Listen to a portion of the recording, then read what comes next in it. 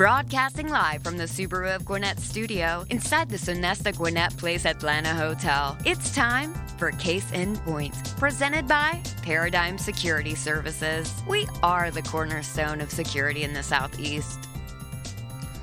Hey everybody, welcome to Case in Point, presented by Paradigm Security Services. I'm your host, Rick Strawn, the president of Paradigm Security Services. We're excited to be with you again today, live from the Subaru of Gwinnett studio located in the beautiful Sonesta Gwinnett Place Atlanta Hotel in Duluth, Georgia. In addition to Paradigm Security, this show is also brought to you by Soulsby's Garage and the Manna Scholarship Fund.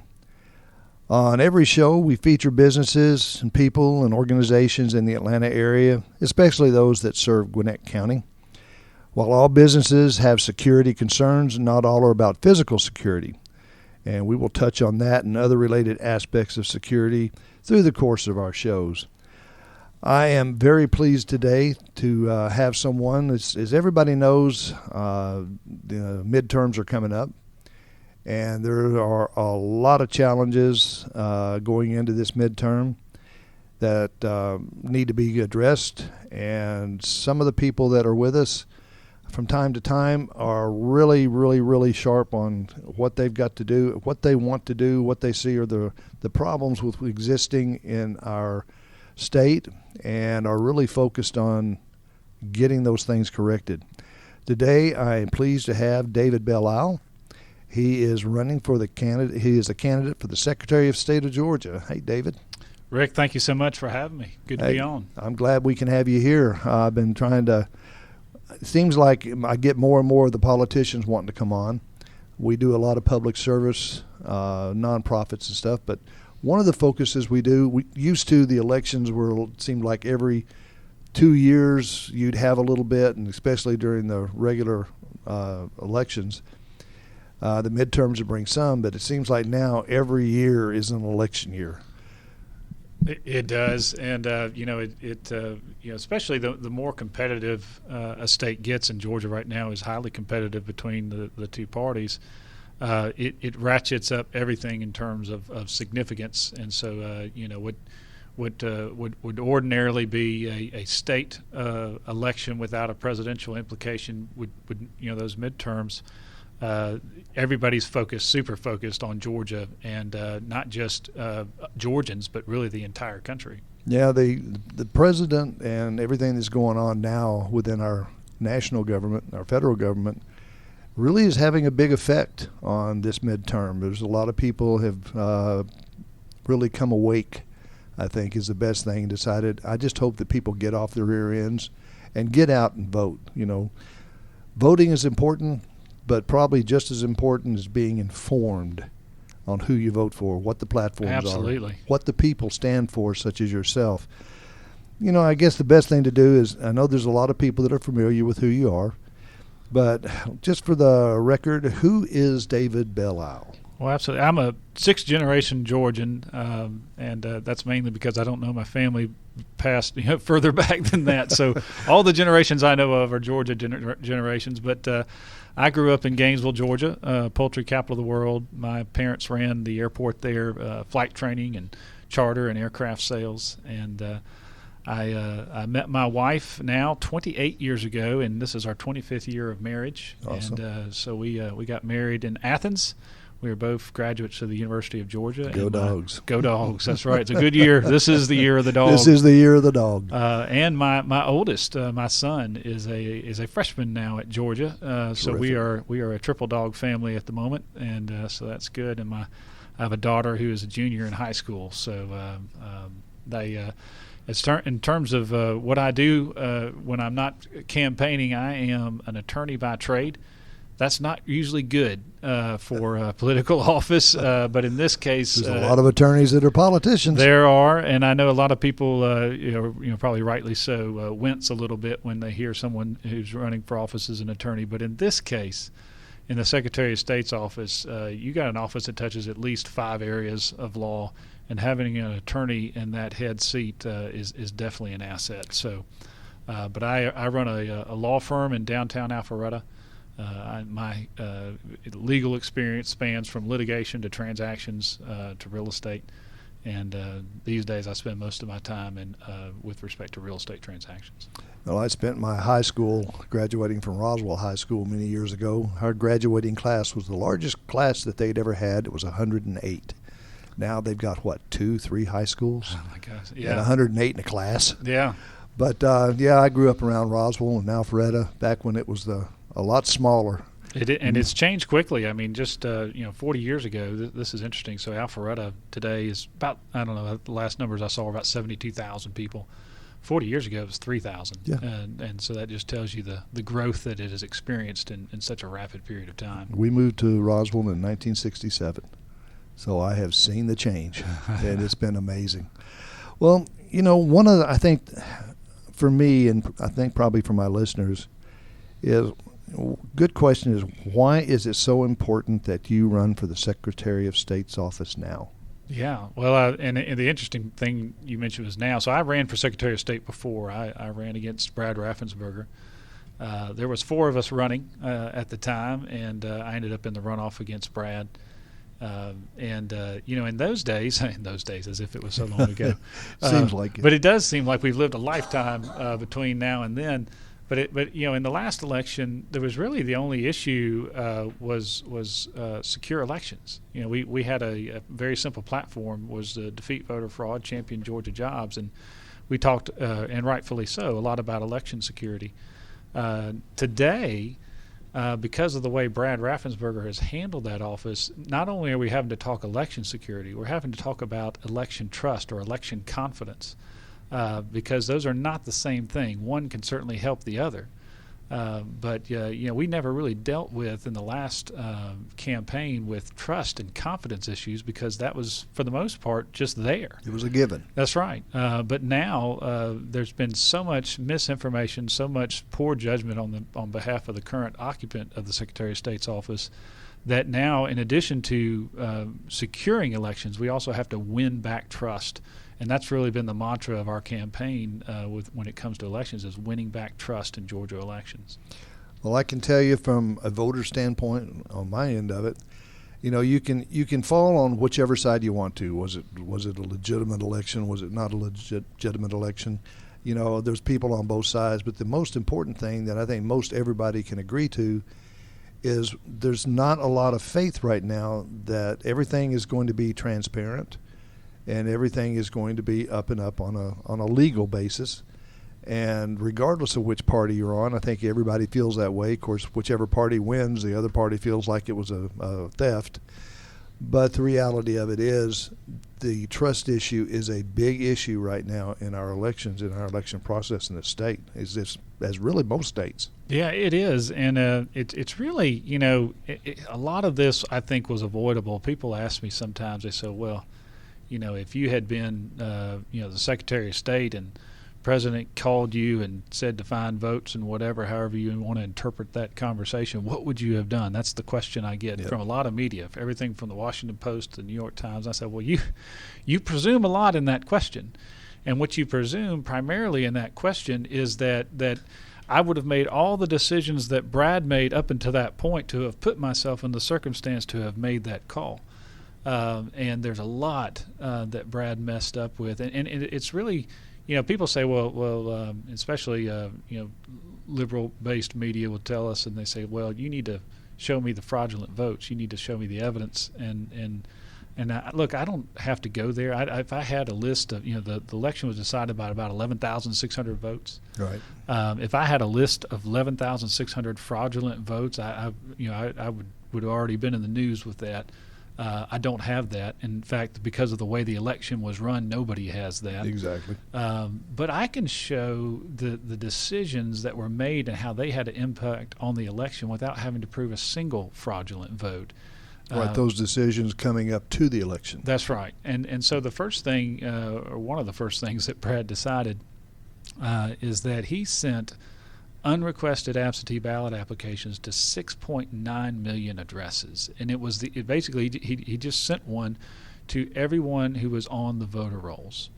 The problem is, knowing that a lot of those people were either dead or moved or and he whatever. was confronted with that before he actually pulled the trigger. And his response to that was, well, If we get a return to sender, then we'll know to remove them from the rolls. Right.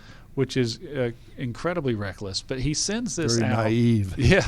So he sends these out to the 6.9 million addresses, and not every county manages their voter rolls with the same level of scrutiny. In Fulton County, which is where I live, you have 103% of eligible voters in Fulton County registered to vote. 103%. Yeah, I'm not a mathematician, but there's something wrong with that. I mean, if you had 90%, you'd be doing good. But 103% is just amazing. And so, with that in mind, that's the context in which these were sent out. But in addition to sending out these applications, he sent them first-class mail. And at first, that seems okay. Well, that makes sense, I guess. Send it first-class mail. The reason you send something first-class mail, or one of the advantages of sending something first-class mail, is when it arrives at an address where that person no longer lives, it's automatically forwarded to the new address, whether it's in-state or not. And if anybody acts on that absentee ballot application, whether they moved in-state or out of the state, that is an illegal vote. Right, and it's not tracked. It's not tracked. And then in addition to that, there was a box you could check. And if you check the box on this application you didn't ask for, you could receive ballots for the duration of the 7-month election cycle, which could be as many as 4 ballots over that 7-month period. We also know about the lawsuit that was filed. It's often called this consent decree, and I'm not sure how it got that name. It's actually a settlement agreement. But when you read the settlement agreement, what you recognize, and this is where I fault Brad in terms of having an understanding of judgment and an understanding that when you make a decision, what are the consequences of that decision. So when he signed that settlement agreement, and it made the lawsuit go away, and it made Stacey Abrams stop, rattling a saber, but it changed how the 159 counties would evaluate an absentee ballot when received. You see, prior to that settlement agreement, a registrar would look at an absentee ballot, and they would look to see that it was an actual voter in that precinct, that the signature matched, and if everything looked good, they would put it in the count pile, or if it didn't, they would put it in the rejection pile. And on average, you had about 4.6% of those ballots that would be rejected. Either the signature didn't match, not an actual voter, or address, what have you. But when he signed that agreement, it would require, and it did require, all 159 counties, in order to reject a ballot, they'd have to review the ballot, and if 2 of the 3 decided that it should be rejected, then they would then have to notify the alleged voter within a single business day, and by mail and by at least one other form of communication. And the inference is if they don't follow the very bulky and time-consuming procedure to reject that ballot, that it should be counted. And so you went from 4.6% rejection rate to 0.4%. That was a difference of 55,000 votes in an election decided by 11,600 votes. Those 55,000 in any other election would have been rejected. You start looking at the splits on how absentee ballots fell. It fell 65% for Biden, 35% for Trump. That alone, when you take those out at that percentages, that does change the outcome of the election, and you haven't proved a single fraudulent vote. This is just judgment. Now, the other thing, with Brad is that he has yet to admit that he has made a single mistake at all.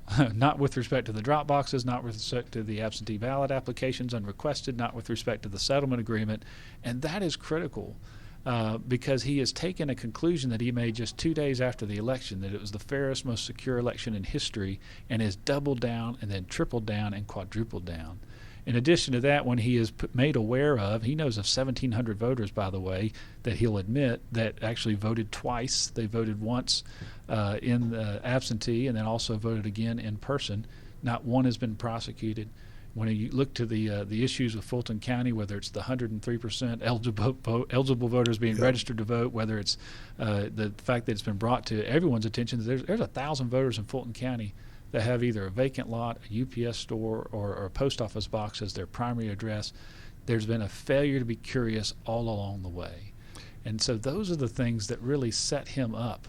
It has set the state up to not have confidence or trust in him or in the process. No, I totally agree. There were just too many things that weren't right, were just off center as you went through the process.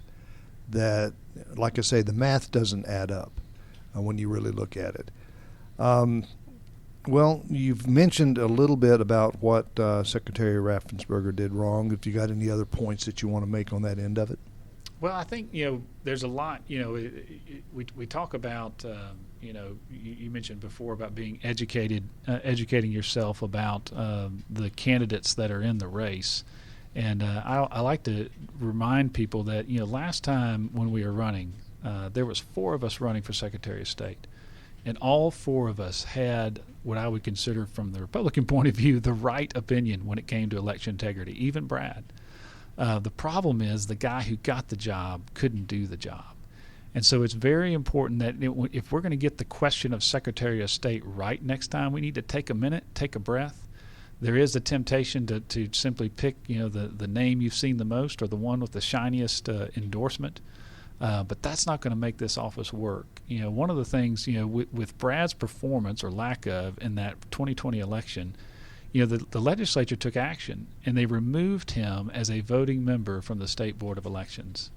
And that's important as you go forward, because you got to think, well, how is he going to be able to how is anyone in that office going to be able to make improvements in security and win back trust in that circumstance? Because if you think about it, now you have a Secretary of State who does not have a vote on the State Board of Elections.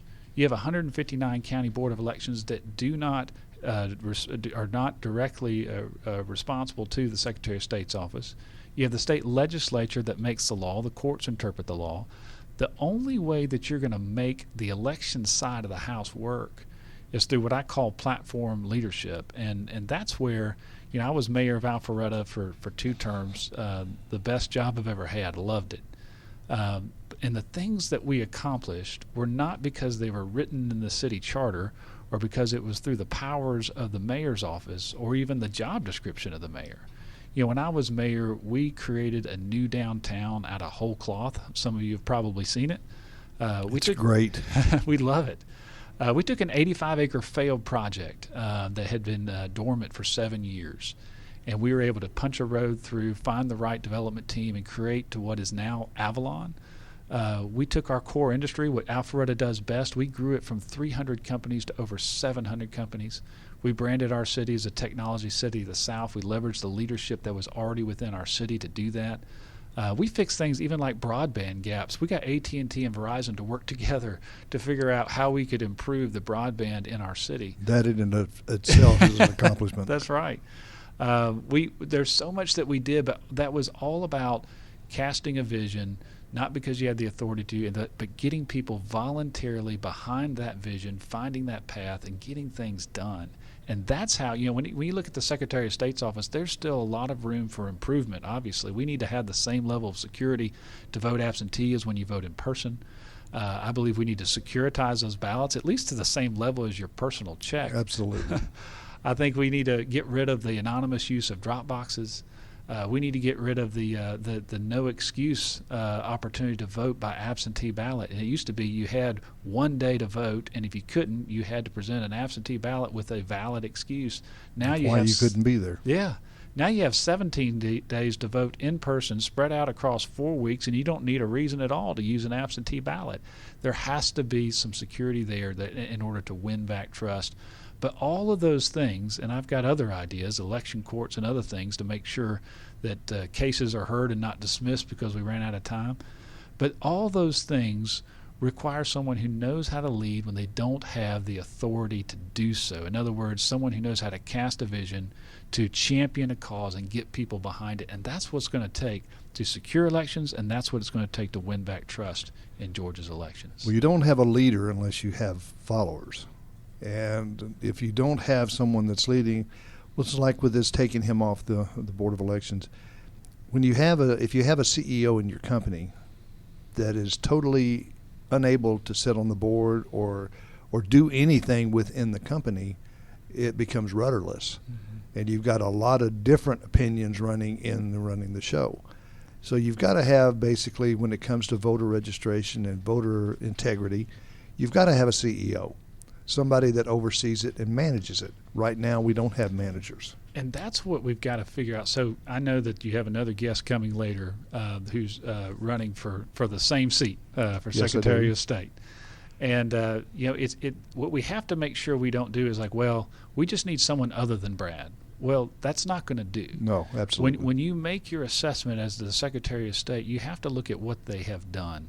If their whole experience is pushing either the red button or the green button, and there's really no leadership there, then all you're doing is making it a rhetoric platform and not a leadership platform. And if we're going to make the right decision this time, and especially I know everyone's focused on elections, I do want to talk about some of the other things the office can do. But if we're going to make the right decision there, we have to look at the skill set and the experience of the person that you're considering and look at what they're able to do, because having the right opinion is great, but that's not enough. It's not enough to make that office work. And then there's the whole flip side. I tell people, a lot of times, with respect to the Secretary of State, it's really, the Secretary of State is the keeper of the Great Seal of the state of Georgia. I love that because in addition to being a statutory duty, it's actually a literal one. And there's a seal from the 1700s still in the Secretary of State's office, but it also represents the job. You see the seal, and most people, when they think of it, they think of the three pillars, and it says wisdom, justice, moderation, our state motto, and you've got an arch that connects them. It's the state constitution that pulls it all together. There's a citizen soldier down below protecting that. And that has always, to me, represented the Secretary of State's responsibility in protecting the consent of the governed. In other words, through fair and secure elections. We all think, the consent of the governed, that's so important. It is. But you cannot have the consent of the governed without fair and secure elections. And so that's the seal, right? But it's not the whole seal, and that's not the whole Secretary of State's office. You see, most people don't recognize there's another side to the seal. If you flip it to the other side, there's also some symbolism there. There's the port, there's depictions of agriculture and trade, and that also, see, the Secretary of State is over corporations, licensing, securities, and charities. Those are things that touch and concern the rest of the state. And there's a lot of, the same leadership failures that have been on that one side of the seal have also affected the other side. We have to make licensing work for the state of Georgia, but there's also, and this is what really drew me, if people say, why on earth would you want to run for Secretary of State? I mean, it is quite possibly, and I would not disagree with this, the worst job in politics. And one of the reasons it's the worst job in politics is because you have all the responsibility, especially now, with no actual authority. But that's where a mayor thrives, and that's where the untapped potential of the Secretary of State's office resides. There is when you talk about the Secretary of State's office, it is an office that touches every single business, every single community, every single organization in the state. And so I want to leverage it just like I would as a mayor to be able to help communities and counties and businesses all across the state. I want to make Georgia the #1 ag tech state in the country. I want to blaze a path for first-time entrepreneurs, making it easy to set up a job, but also to get the tools in place to help them succeed. I want to work with mayors and county commissioners across the state to do I know every place isn't Alpharetta, but to be able to say, look, where do you want to go? How do we get the right people in this room, and how do we chart that course? Because that's what was so successful for Alpharetta. We accomplished tremendous things in my 2 terms as mayor of Alpharetta, more so than we had done in the previous 20 or 30 years. And the point is that I know how to get people in the room. I know how to chart a course. I know how to get people behind a vision. And I don't even know if it will work, but I would love to be working with the communities and counties and cities across the state of Georgia to help them chart that path. And I think that's a lot of the untapped potential in that Secretary of State's office. It's that second side of the seal. Well, and I agree. A lot of people don't understand that unless you're in business, and you'll understand, but incorporating things, business licenses, the security industry is regulated. Unfortunately, not very well regulated, but you have it sets all the standards for the security industry through the Secretary of State's, and I have to go get my license and be licensed through the Secretary of State's office. There's a lot of companies out there right now that are operating without a license. They just managed to slide through and behind the scenes. There's a lot of companies out there that are operating without licenses. And that's not all his fault or anybody's fault.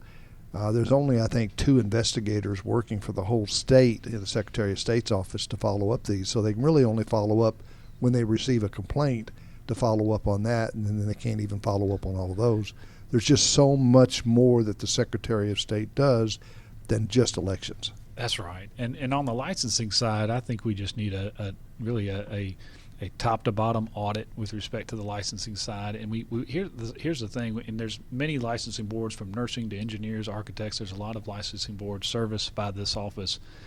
And the problem is those licensing fees that come through, they go straight to the general fund, and then a small percentage comes back to the Secretary of State's office to run it. And I understand we're always trying to keep taxes low, and so looking at sources of revenue from the legislature, I get that. But if we're not careful, and we've already seen attempts at this, you're going to see these licensing boards wanting to remove themselves out from under the Secretary of State's office, which means it's going to be a higher cost to the taxpayer, because now you're not getting those synergies or economies of scale. You're making it less efficient, not more efficient. There's no coordination. That's right. And so when I talk to people, for instance, in the funeral home service, it's like, yeah, the problem is they send an investigator out here and they don't know anything about our business. And not only that, honestly, I don't know how many funeral homes are in the state of Georgia, but let's say there's 1,000 funeral homes. Well, they're going to the same 50 over and over and over again, and so they just have their rote and their pattern. And so there's really it's just not a good system. In addition to that, while I believe there's enough money going through the Secretary of State's office, more of that money needs to stay to service those licenses, to make it effective, and ultimately make it more cost effective for the state. Yeah, and to pay for things like investigators and stuff like that to actually do the job that they're expected to do, when the reality is right now they can't do the job they're expected to do. And the certification process. Exactly. And also looking through, there are some licenses that probably don't need to be licenses. There are some that probably need to be lessened. It should be a matter, licensing is about protecting the public, not protecting a particular trade or person or industry. Exactly. And it's a balance. I'm a licensed professional. My license is through the state bar. It's not through the Secretary of State's office. But there is a value in having licensing, but we have not had a top-to-bottom review or analysis of licensing under the Secretary of State's office, to my understanding, in a very long time. I'm not familiar with one either. Well, I guess the big question is, why should we vote for you? It really comes down to what is it going to take to make that office successful? And we touched on that a little bit, in that, the tendency is, and this is what happened last time, 6 weeks out from the election, we were in first place last time, which was great, right? We knew there'd be a runoff. We knew we'd be in it. And then Brad was actually in fourth place. He put $2 million of his own dollars in there, and he's allowed to do that. And so he was able to get name ID. He ran on things like stopping sex trafficking, the opioid crisis, and money laundering. How's that working? Well, those are still big issues, but he literally, they ran a poll to see what the people cared about in that particular moment, and they ran ads on the things that people cared about, which I guess is smart. Good politics. But the point is that the Secretary of State has nothing to do with those issues, and what we ended up with is someone who was able to get the job but just not be able to do the job. And if it's not enough, when you see someone who fails at a job, it's not enough to simply get them out and put just anyone else in. You have to put someone in there who's got the skill set necessary to make that job a success. And this is a hard job. It is a hard job because, for the reasons I stated earlier, you have all the responsibility in the world and almost none of the authority to actually get it done. And so you have to put someone with the skill set of being able to lead when you don't have the authority to do it. And putting someone in, and with due respect to Mr. Heiss, who's a congressman, who's not served in any leadership capacity in the House, who's not had a single bill or legislative accomplishment other than just signing on to someone else's bill that he can point to, who's not had the leadership experience, that you're going to ask him for more of the same. We can't afford this office to be simply a rhetoric lightning post. We need to just put someone in there, quite frankly, that'll make the job boring again, and be able to lead. Not just the things that, with the hole in the boat with respect to elections, but actually be able to untap the potential in this office. Well, I know that in view of everything that the Secretary of State, and I challenge people to go to the Secretary of State's office website and go to permits and licenses and look at all the things that are there, you will be amazed at just how much comes under the Secretary of State's office that you deal with on a daily basis. I know I was amazed when I went in and tried to find how to get a security license back many years ago. There were so many things in there, you have to kind of go through the weeds to find it. But there are tremendous responsibilities that are placed upon the Secretary of State's office. That's right. And we didn't even touch corporations, but corporations. It used to be you now pay the expedited fee to get a corporation or an LLC turned around at the same speed that you used to just get for just using the Secretary of State's office. So there's been a lot of changes there that have not been positive ones. Yeah. Well, I know you touch on a lot of it. Is there anything else that you would do differently as a Secretary of State than what's been going on now? I know you've touched a lot on it. Yeah. Well, I think one of the things is you got to recognize it, and this is one of Brad's problems, I will say, is that I think Brad looked at this office and said, well, I'm a constitutional officer, so I don't need to answer to anybody. And he didn't. He didn't talk with anybody. He never met with the governor about issues, whether it was that lawsuit, whether it was sending absentee ballot applications, never the Speaker of the House or Lieutenant Governor. He decided from the very beginning that he was an island and he didn't need anybody. And the thing is, that's not how nothing works well. Nothing works well that with way. that mindset. And you have to recognize that especially when all these other constitutional officers and leaders are all of your own party. And you have to recognize that they all of them have been at it longer than him, and being able to talk with them and work with them and understand that the moment you kind of put yourself on an island, they're going to leave you on that island. And in this case, that's what you got to do is you got to find someone who knows how to work with others, who knows how to lead with others, not to cave to their principles, but at the same time recognize that this ain't a one-man show. This is a team effort. Well, I can tell you from personal experience and being in business, if you are the smartest person in the room or you believe you're the smartest person in the room, you have troubles. You're in the wrong room. You're in the wrong room, exactly. You need to surround yourself by people that are smarter than you are. Mm-hmm. And whatever their given area is, their expertise as far outweighs yours. You have knowledge of all of it. You have management capabilities. You have decision-making capabilities. But you got a bunch of smart people around you, which is a lot of what the problem is with governments nowadays, is you get the head person, i.e. the president, that surrounds himself by people that may not be the brightest people in the room, or the Secretary of State's office where you think you're the smartest person in the room.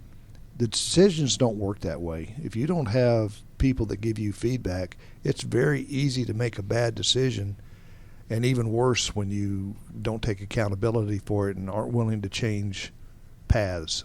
And that's what I've seen in a lot of government, including our state. They're not willing to change paths to redirect their course. It's just like sailing a boat.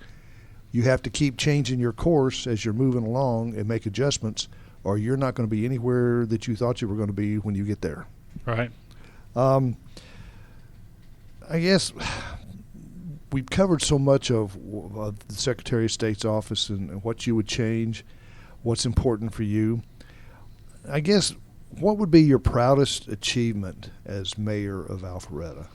Yeah, it will always be, and we had a lot of achievements and very proud of what we were able to do with the city, but it'll always be for me downtown. That's the whole reason I ever ran for office was to create a new downtown for the city of Alpharetta, because I was worried that we had a place and a community that would suddenly just be sucked up in the sprawl of metro Atlanta. And I would tell people when I first ran for council, I'd say, look, close your eyes and think of Alpharetta, what comes to your mind? And at the time, this would have been in 2006, there really wasn't any, people would give me answers, and they weren't trying to be funny. They would take the mall, 400, Old Milton Parkway. The lake? Well, there is a Windward Lake, but not many people see it. The riding the horses? There's not a lot of horses left in Alpharetta. That's true. They used to have the polo grounds, but they don't have that anymore. But but most people could come up with very little. In fact, even our Convention and Visitors Bureau, which their whole job is to sell the city of Alpharetta, they would have these pictures on their brochures that could be in any town. And so my proudest moment was being able to figure out, okay, we've got to change that. We've got to create a downtown that fits our community and our city. And it didn't work the first time, it didn't work the second time, but the third effort that I led as mayor, we were able to create what we have now. And there's a sense of place of irresistibility. Our whole goal was to make sure we had an opportunity for second generation Alpharettans. I mean, Alpharetta's been around since 1858, but because of the population growth, you're hard pressed to find someone who grew up in Alpharetta and is still there. And so creating a city that was so irresistible that the kids who are growing up there now would come back to the city, make it their home because they wanted to be there. And I think we put a lot of good work in the ground to make that a reality. Well, I know that Roswell has not done a lot of stuff like that, but it's amazing how many of my classmates and all still live around the Roswell area and raise their kids and their grandkids around the Roswell area just because it feels like home. Mm-hmm. And that's what you're talking about. You want Alpharetta to feel like home. That's right. And when you create that town center atmosphere where you have the people that are interacting and you go up and you see somebody you went to high school with, stuff like that, it's amazing. It gives you a personal feeling of attachment and ownership, right? Which is important in any town and any community. Well, it's been great talking to you. Let me ask you this. Is there anything else you'd like to say to the audience? And then we'll close with how they get in touch with you. We absolutely will, and I can both were kind of the same. Well, Rick, first, thank you for having me, and I would love for those who have questions on the Secretary of State's office. There's a lot of emotion, a lot of passions, a lot of things have been stirred up, and I'm happy to talk to anyone about it. And you can find us very easily at davidbelleisle.com on the web, or you can find us on social media, Facebook, Twitter, that sort of thing too. I'm easy to find too. My phone number's there. If you want to talk, I'd love to talk to you. If you have questions, we are chasing hard. This is important. This is not just some race that's on the ballot. It is considered a down ballot race. But in my opinion, it's the most important race on the ballot, and we do have to get it right. And it's so much more important than just finding someone whose name you've seen somewhere or who's been endorsed by somebody or who's got a shiny opinion. It's so important that we get the person not only who has the right opinion on election integrity and championing jobs, but someone who's got a track record of getting that done. Well, that's one of the things I started out with. It's absolutely imperative and important that everybody vote, but you've got to be informed when you vote. Don't just vote because mama voted that way, daddy's voting that way, my brother and sister are voting that way, my friends are voting that way. Get out and make your own decisions based on what you can ascertain from that person's record. Well, David, thank you very much. I appreciate it. I wish you all the best, and I'm sure that we'll be hearing a lot more from you as we move along. And thank you for joining us on Case in Point, presented by Paradigm Security Services and in part by Sotheby's Garage and Manna Scholarship Fund. Be sure to join us live for the live broadcast every other Wednesday at 11:30 a.m. If you miss the live broadcast, no worries. You can enjoy the show anytime by visiting BusinessRadioX.com, selecting the Gwinnett Studio, and then, of course, click on Case in Point. This program is also available on iTunes, iHeartRadio, Spotify, or really wherever you enjoy your favorite podcasts.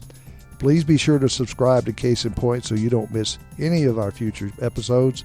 And for my guest, David Belle Isle, and our producer, Mike, I am Rick Strawn, and remember, at Paradigm Security Services, we cover more than just your assets.